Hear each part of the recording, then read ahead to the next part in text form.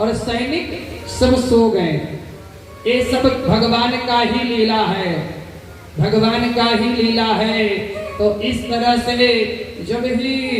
लेकर बाहर जाते हैं तो मानो कि पवन देवता इतने खुशी के मारे पागल हो गए हैं कि बहुत तेजी से भगवान के आगे पीछे मंडराने लगे। और इस समय काल जो कहते हैं कृष्ण पक्ष को अष्टमी तिथि को भगवान जन्म लिए, और कृष्ण पक्ष के अष्टमी तिथि को जब 12 बजे जन्म लेते हैं तो उस समय काली रात रहती है। और काले रात में जब बाहर लेकर जाते हैं तो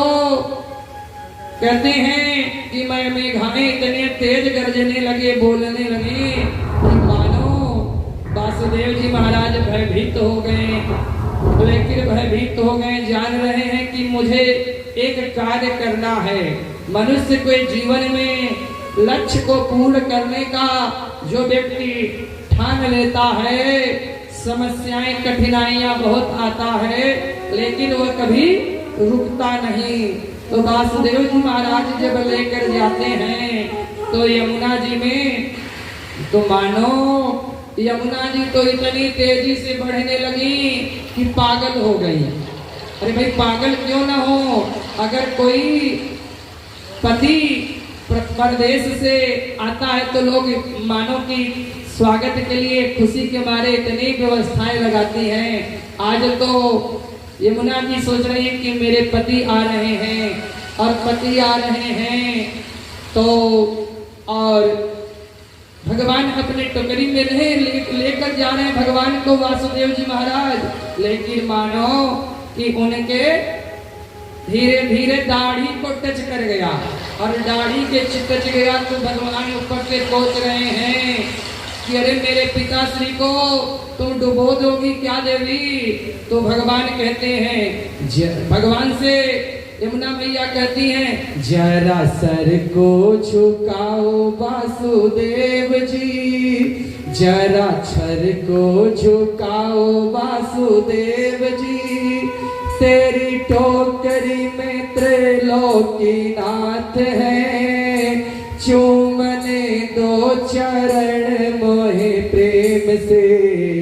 आज यमुना की ये फरियाद है, जरा सर को झुकाओ वासुदेव जी, तेरी टोकरी में त्रैलोकीनाथ है,